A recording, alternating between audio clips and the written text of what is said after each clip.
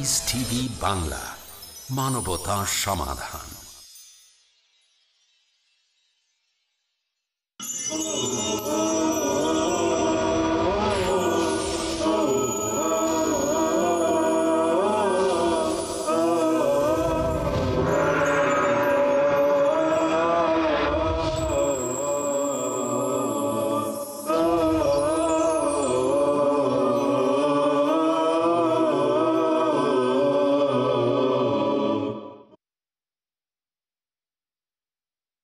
السلام عليكم ورحمة الله وبركاته.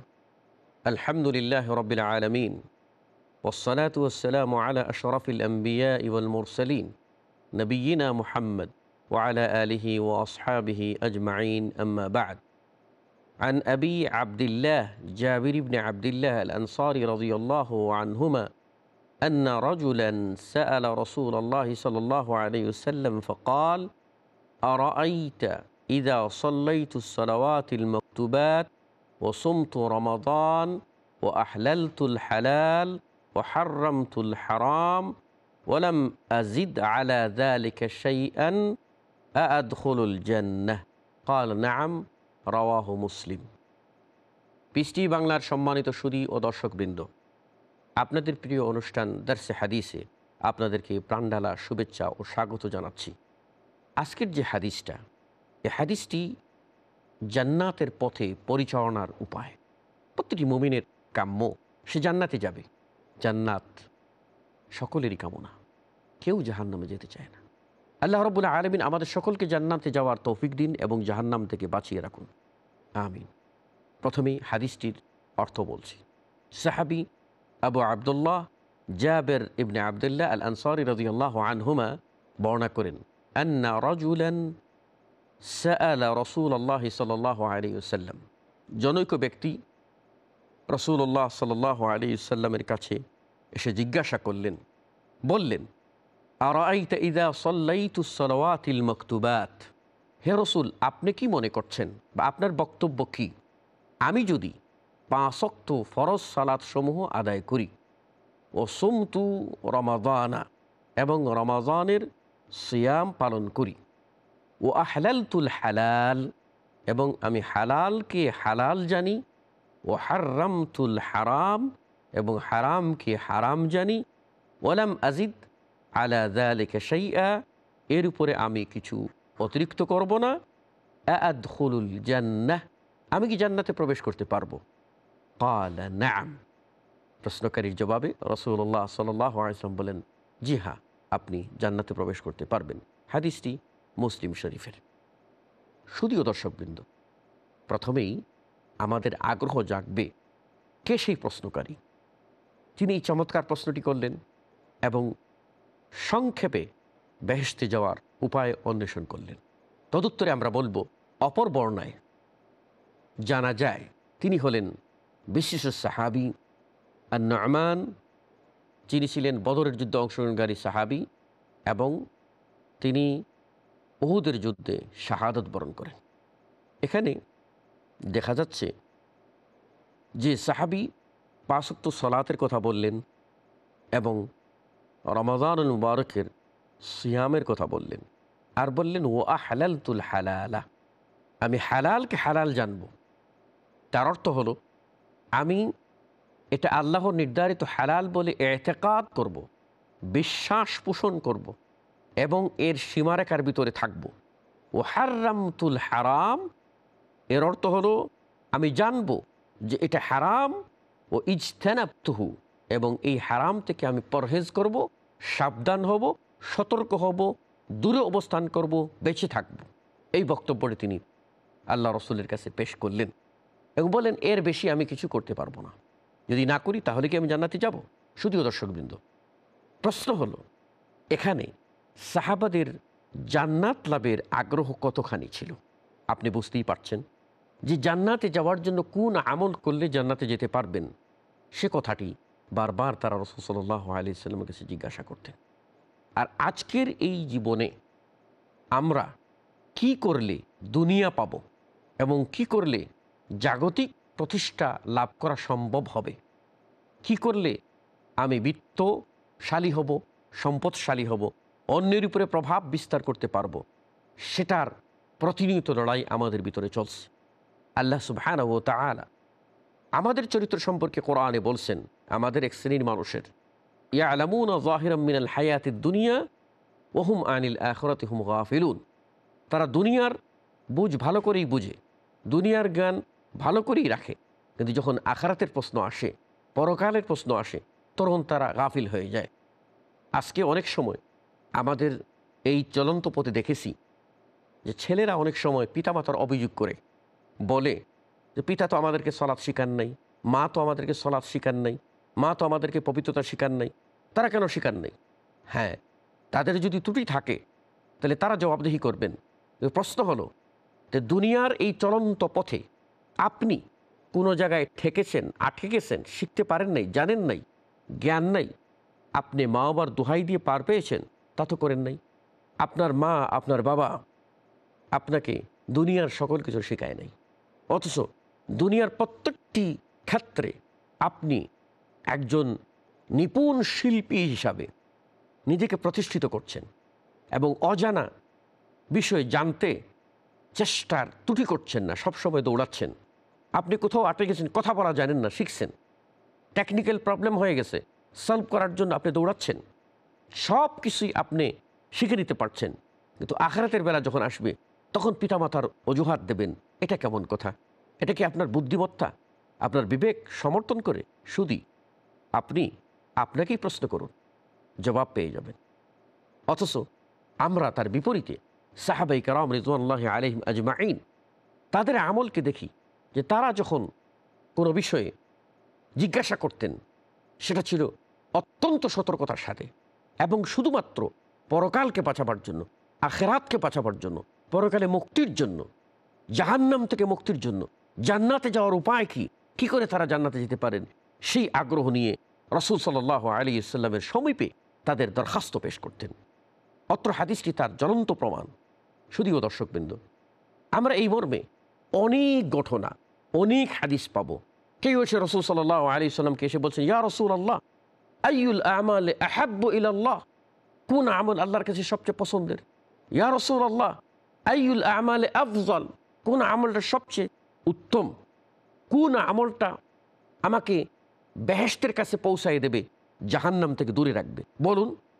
আমরা যে দেখতে পাই এক সাহাবী এসে রাসূল সাল্লাল্লাহু আলাইহি ওয়াসাল্লামকে বলছেন, ইয়া রাসূলুল্লাহ দুল্লানি আলা আমালিন আমালুহু ইউদনিনি মিনাল জান্নাহ, আমাকে এমন আমল বলে দিন যে আমলটা আমি করব আর ওই আমলটা আমাকে জান্নাতের কাছে পৌঁছে দেবে, ওয়ুবাঈদুনি মিনান নার, এবং আমাকে জাহান্নাম থেকে দূরে সরিয়ে দেবে।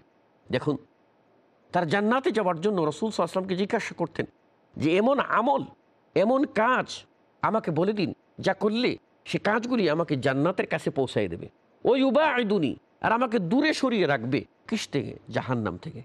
তাহলে তাদের কত আগ্রহ ছিল আমরা জানতে পারি।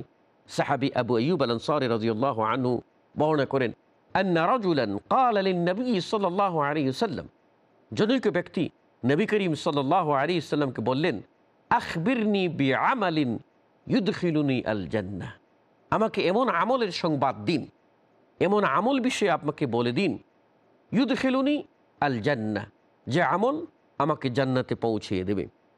তখন রাসূল সাল্লাল্লাহু আলাইহি ওয়াসাল্লাম আমল বাতলি দিতে গিয়ে বললেন, ক্বালা তা'বুদুল্লাহ লা তুশরিক বিহি শাইআ, তুমি আল্লাহর ইবাদত করবে, আল্লাহর সাথে কাউকে শরীক করবে না। ও তুকিমুস সালাহ, তুমি সালাত কায়েম করবে। ও তুতিজ যাকাত, এবং যাকাত প্রদান করবে, এবং আত্মীয়তার সম্পর্ক তুমি বজায় রাখবে। হাদিসটি বুখারী মুসলিমের। যে ওই প্রশ্নকারী এসে বলছেন, ইয়া রাসূলুল্লাহ আমাকে এমন আমল বলে দিন যা আমাকে জান্নাতে ঢুকাইয়ে দেবে। রাসূল সাল্লাল্লাহু আলাইহি ওয়াসাল্লাম বলছেন, প্রথম তুমি আল্লাহর ইবাদত করবে, তার সাথে কাউকে শরীক করবে না। 2 নম্বর, তুমি সালাত কায়েম করবে, কখনো সালাতকে ছাড়বে না। তুকিমুস সালাহ, ইকামতুস সালাহ অর্থ কি? সালাতে পাঞ্চুয়াল হওয়া, সালাতকে তার যাবতীয় আরকান, আহকাম, ওয়াজিব সহ যথাযথভাবে রাসূলুল্লাহ সাল্লাল্লাহু আলাইহি ওয়াসাল্লাম যেভাবে পড়তে বলেছেন, আদায় করতে বলেছেন, সেভাবে আদায় করা, এটি হলো ইকামতুস সালাহ।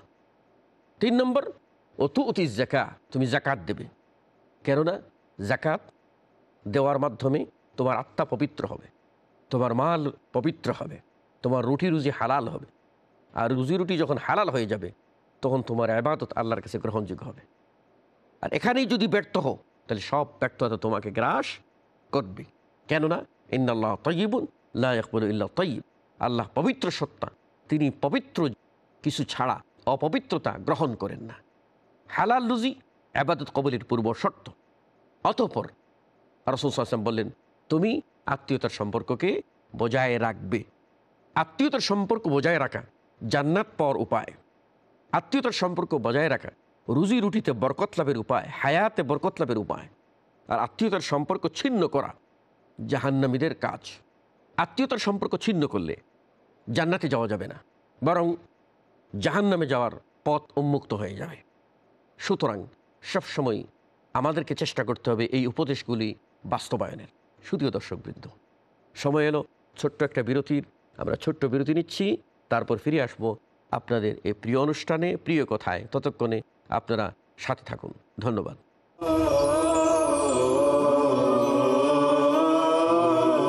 আসসালামু আলাইকুম রহমতুল্লাহি ওয়া বারাকাতুহু। আমি মোহাম্মদ বদরুদ্দোজা নদভী, আপনারা দেখছেন পিস টিভি বাংলা।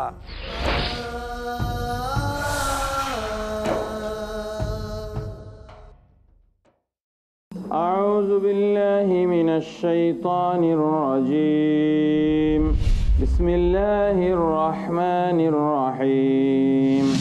يا أيها الذين آمنوا لا تدخلوا بيوتا غير بيوتكم حتى تستأنسوا وتسلموا على أهلها ذلكم خير لكم لعلكم تذكرون.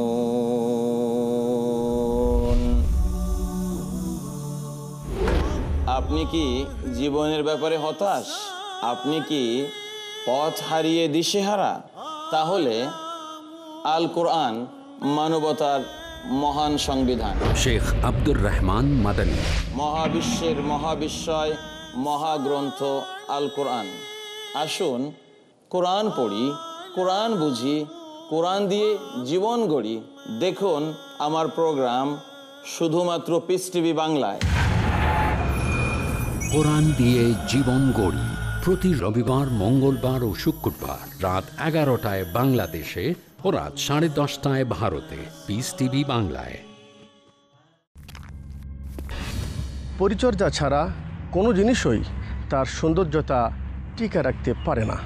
ঠিক তেমনই ঈমান ও আমলের পরিচর্যা ছাড়া একজন মুমিনও তার লক্ষ্য উদ্দেশ্যে পুজতে পারে না।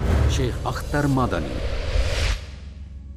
আসুন রসুল সাল্লাল্লাহু আলাইহি সাল্লামের রেখে যাওয়া বাণী শ্রবণের মাধ্যমে নিজের ঈমান তাজা করুন এবং রিয়াদুস সালেহিনের দর্শে আমার সাথে থাকুন।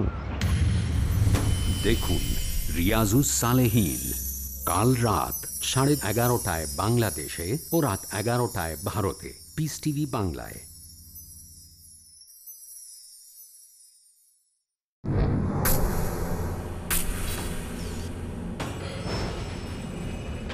সাহস লাগে আপনি যা বিশ্বাস করেন তার পক্ষে কথা বলতে, সত্যবাদী ও ন্যায়পরায়ণ হতে সাহস লাগে। সাহস লাগে মুখোমুখি হয়ে উত্তর দিতে। আপনার প্রশ্ন তা সামাজিক, রাজনৈতিক, অর্থনৈতিক, শিক্ষামূলক অথবা ধর্মীয়, যাই হোক না কেন, যুক্তিপূর্ণ পরিষ্কার উত্তর পেতে হলে দেখুন। আপনারা সাহস করে আমাকে প্রশ্ন করুন, প্রশ্ন করার সাহস করুন। দেখুন প্রশ্ন করার সাহস করুন। পরবর্তী অনুষ্ঠান পিস টিভি বাংলায়।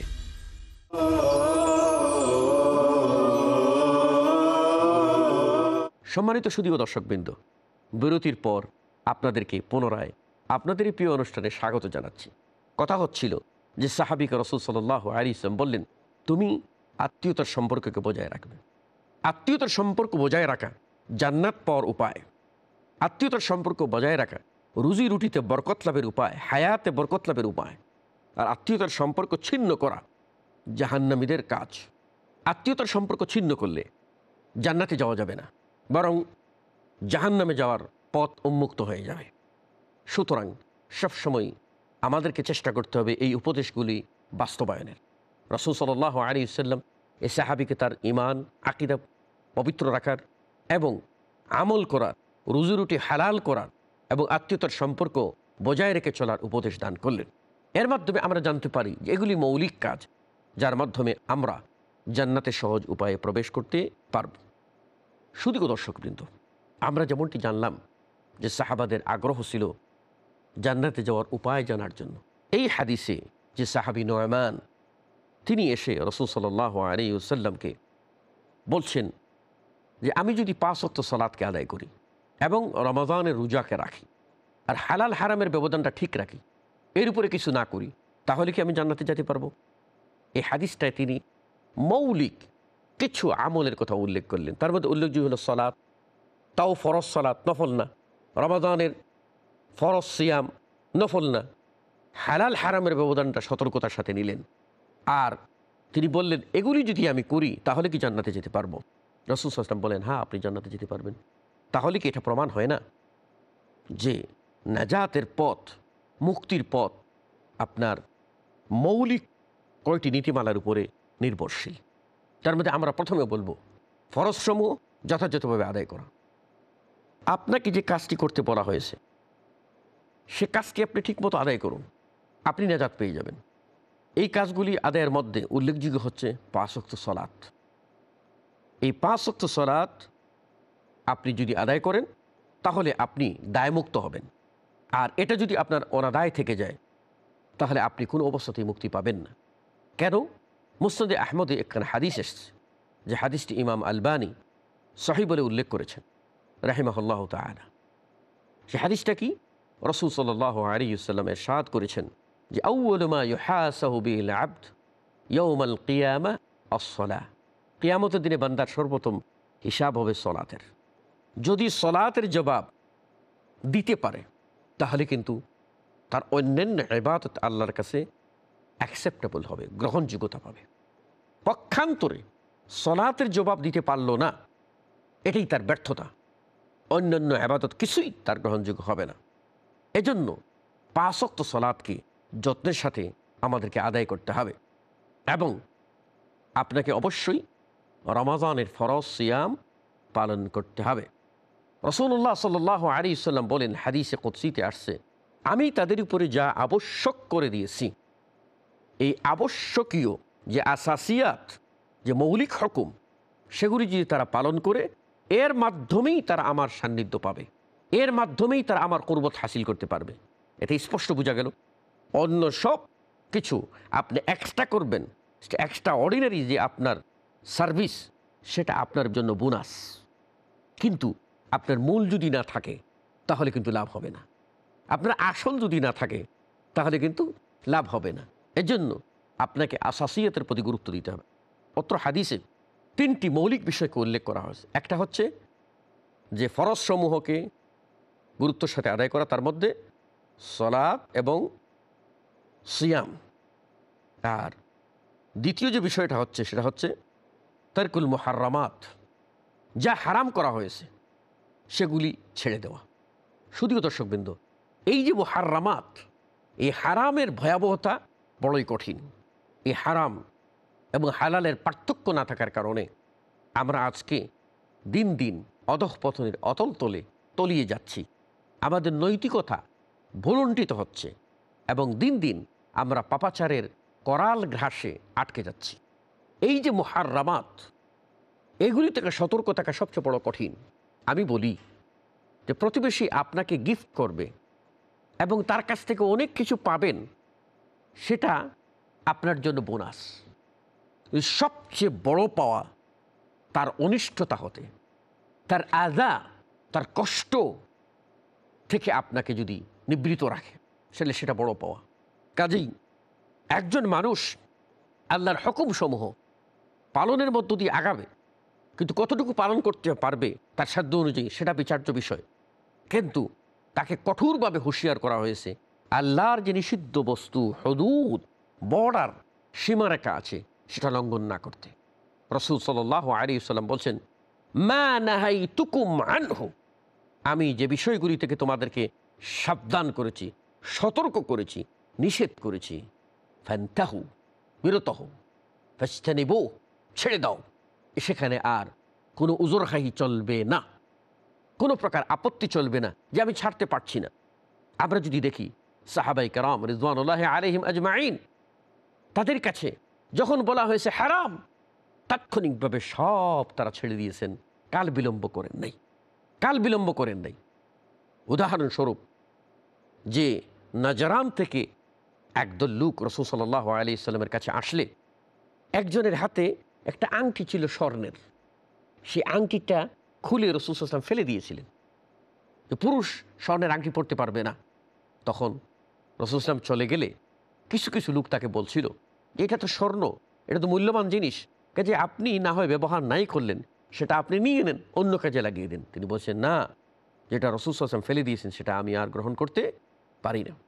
এখানেই আমাদের ব্যর্থতা, যে আমরা ইসলাম যা নিষেধ করবে, ইসলাম যা হারাম করবে, তা কিন্তু আমরা বর্জন করতে পারি না, বরং মানুষকে যে বিষয়ে নিষেধ করা হয় সে বিষয়ে তার আগ্রহ বেশি হয়। কারণ শয়তান তার কাছে চাকচিক্য করে তুলে ধরে, লোভনীয় করে তুলে, আকর্ষণীয় করে তোলে। এই জন্য দেখেন না যে কোনো চিঠির যদি ইনভেলাপে লেখা থাকে খোলা মানা, তাহলে কিন্তু মানুষ মনে করে ওর ভিতরে কী কথা লুক্কায়িত আছে, খুলতেই হবে। এই যে নিষিদ্ধ বস্তুর প্রতি লোভ, এটা কিন্তু শয়তানি প্রবঞ্চনার অন্যতম নামান্তর। শুধু দর্শকবৃন্দ, এ সমস্ত কাবায়ের বা মুহাররামাত তার কিন্তু অনেক সংখ্যা আছে। হাদিসে একাধিকভাবে এক এক জায়গায় এক একটিকে গুরুত্বারোপ করে রাসূল সাল্লাল্লাহু আলাইহি ওয়াসাল্লাম সতর্ক থাকতে বলেছেন। আমরা তার মধ্যে কয়েকটি ধ্বংসাত্মক বিষয়ের কথা উল্লেখ করব এ পর্বে, তাহলে আমাদের শুধুও দর্শকদের সুবিধা হবে। তার মধ্যে একটি হচ্ছে জিনা, ব্যভিচার। এটা ফাহেশা, খুবই গর্হিত কাজ, এ থেকে সাবধান ও সতর্ক থাকতে হবে। আর আজকে জিনা ব্যভিচারটাই বেশি হচ্ছে। রাসূল সাল্লাল্লাহু আলাইহি ওয়াসাল্লাম বলেছেন, ইজাস্তাবাহু জিনা ওয়াল খামুর ওয়াল মাআজিফ, মানুষেরা যখন জিনা ব্যভিচারকে অবাধ করে নেবে, মদকে অবাধ করে নেবে, গানবাদ্য এই যন্ত্রগুলিকে, বাদ্যযন্ত্রগুলিকে অবাধ করে নেবে, মনে করবে কিয়ামত অতি নিকটে। শুধুও দর্শকবৃন্দ, এই গানবাদ্য, জিনা, ব্যভিচার সেগুলি মারাত্মক গর্হিত কাজ বলে রাসূল সাল্লাল্লাহু আলাইহি ওয়াসাল্লাম বলছেন। এগুলি যখন মানুষ হালাল মনে করবে, অর্থাৎ কিছুই না, এটা পাপ না, অন্যায় না, স্বাভাবিক মনে করবে, তখনই মনে করতে হবে যে কিয়ামত অতি নিকটে এসে গেছে। 2 নম্বর যেটা বলছিলাম, খমর, নিশা। আর আজকে নিশার বাজার গরম। হেরোইন, ইয়াবা, বিভিন্ন রকম আপনার নিশার দ্রব্য যুব সমাজকে ধ্বংস করে দিচ্ছে। মানুষ এসবের পিছনে লেগে তার ব্যক্তিসত্তাকে নষ্ট করছে, ইজ্জত আব্রুকে নষ্ট করছে, স্বাস্থ্যকেও বিনষ্ট করছে, ক্রমশ হেলে যাচ্ছে, দুর্বল হয়ে পড়তেছে। অতএব এ থেকে সাবধান থাকতে হবে। 3 নম্বর সেহর, জাদু, মারাত্মক, এটা কুফরি এবং এর শাস্তি হলো কঠিন। কাজেই এই জাদুবিদ্যা, সেটার কাছে যাওয়া কত বড় গর্হিত কাজ, এটা কুফরি কাজ। ওমা কাফারা সুলাইমানু ওয়ালাকিন্না শায়াতিনা কাফারু ইউআল্লিমুনা আন-নাস আস-সিহর, যে শয়তানি কাজ হচ্ছে মানুষকে জাদু শিক্ষা দেওয়া এবং স্বামী স্ত্রীর ভিতরে পার্থক্য সৃষ্টি করা। এগুলি হলো জাদুমন্ত্রের কাজ। শরীয়ত সেগুলিকে হারাম বলে আখ্যায়িত করেছে এবং কঠোর হুঁশিয়ারি উচ্চারণ করেছে। শুধুও দর্শকবৃন্দ, অন্যতম আরেকটি আপনার নিষিদ্ধ বস্তুর ভিতরে হচ্ছে কাজফুল মুহসানাত আল গাফিলাত, সতী সাধবীর প্রতি মিথ্যা অপবাদ দেওয়া। মানুষের ইজ্জতের দাম আল্লাহর কাছে অনেক। অনুরূপভাবে কতল, হত্যা করা। 6 নম্বর আমরা বলবো রিবা, সুদ। এই সুদের প্রবণতা এত বেশি হয়েছে যে সুদ আমাদেরকে চতুর্দিক থেকে এমনভাবে বেষ্টনী দিচ্ছে যে মুক্তির কোনো পথ নাই। আপনি আপনার পোশাকটা হালাল করবেন, এটা উপায় নাই, কেননা সুদ আপনাকে চতুর্দিক থেকে হ্রাস করছে। অতএব আহাল্লাল্লাহুল বাইআ ওয়া হাররামার রিবা, আল্লাহ হালাল বেচা কিনাকে হালাল করেছেন, সুদকে হারাম করেছেন।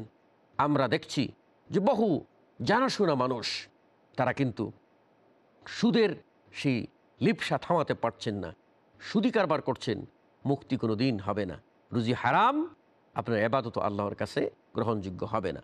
সর্বশেষ বলবো যে যুদ্ধের ময়দান থেকে পলায়ন করা, এটিও গর্হিত একটি বড় কাজ। শুধুও দর্শকবৃন্দ, আমরা যদি এই সমস্ত কবিরা গুনাহ থেকে বিরত থাকতে পারি তবে আমাদের জন্য কি পুরস্কার রয়েছে। আল্লাহ সুবহানাহু ওয়া তাআলা বলছেন, ইন তাজতানিবু কাবাইরা মা তুনহাউনা আন, তোমাদেরকে যে সমস্ত কাজ নিষেধ করা হয়েছে ওই সমস্ত কবিরা গুনাহ থেকে তোমরা বেঁচে রাখতে পারো, নুকাফির আনকুম সাইয়্যাতিকুম, তোমাদের গুনাহসমূহকে মাফ করে দেবো, অনুদখিলুকুম মুদখালান কারীমা, এবং তোমাদেরকে সম্মানিত স্থানে প্রবেশ করাবো। শুধু দর্শকবৃন্দ, আমরা সব মিলিত চেষ্টা করব সত্যের উপরে অবিচল থাকার এবং যাবতীয় হারাম থেকে নিজেকে বাঁচিয়ে রাখার। আল্লাহ সুবহানাহু ওয়া তাআলা আমাদেরকে তৌফিক দান করুন, আমিন। সুবহানাকা আল্লাহুম্মা ওয়া বিহামদিকা আশহাদু আল্লা ইলাহা ইল্লা আনতা আস্তাগফিরুকা ওয়া আতুবু ইলাইক। ওয়াসসালামু আলাইকুম ওয়া রাহমাতুল্লাহি ওয়া বারাকাতুহু।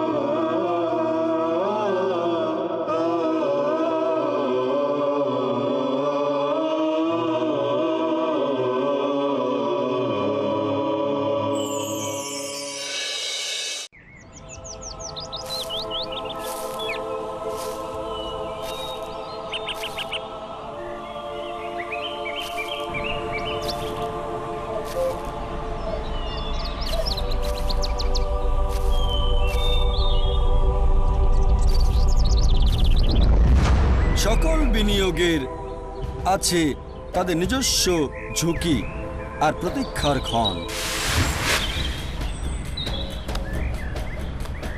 লাভ কিংবা ক্ষতি নিশ্চিত নয়, তবে এমন কি কোনো বিনিয়োগের কথা আপনার জানা আছে যা আশ্বাস দেবে নিশ্চিত লাভের, এই জীবনে না বরং পরকালে? হ্যাঁ, এমন একটা বিনিয়োগ যা আল্লাহ সুবহানাহু ওয়া তাআলার পথে। আমাদের সাথে অংশ নিন আল্লাহ সুবহানাহু ওয়া তাআলার সত্যবাণী ছড়াতে মানব জাতির কাছে। পিস টিভির সাথে থাকুন। আপনার জাকাত ও দানের অর্থ পাঠাতে পারেন IRFI Al Ryan Bank 47 Calthorpe Road, Birmingham, UK. Postcode B151TH. Pound account number 01132301. IBAN GB49 ARAY 30008301 132301. Sort code 300083. Swift BIC code ARAY GB22. টাকা পাঠিয়ে আমাদের ইমেল করুন support@peacetv.tv। পিস টিভি, মানবতার সমাধান। হে মুমিনগণ, আল্লাহকে ভয় করো। হালাল হারাম একমাত্র আল্লাহ পাক করতে পারে। তোমাদের জন্য মৃত জীবের মাংস ও সোয়ার অবৈধ করা হয়েছে। বিড়ি, তামাক, জর্দা, সিগারেট, গুড় এগুলো হারাম খাদ্য। হে ঈমানদারগণ, তোমরা হেদায়েতের পথে থাকলে কেউ পথভ্রষ্ট করতে পারবে না। জ্ঞানের মূল উৎস হচ্ছে আল্লাহর ওহী। তিনি পূর্ব পশ্চিমের মালিক, তিনি ছাড়া কোনো মাবুদ নেই। আল্লাহ যে আইন নাজিল করেছেন তার বিপরীতে কেউ যদি আইন প্রণয়ন করে তো তারা কাফের। হারাম মাল নিয়ে যদি কেউ হজ করে বা মসজিদ বানায় তা কি বৈধ হবে? জানতে হলে দেখুন ইসলামের শ্রেষ্ঠত্ব, প্রতি শুক্রবার রাত 10:30টায় বাংলাদেশে ও রাত 10টায় ভারতে। পিস টিভি বাংলায়।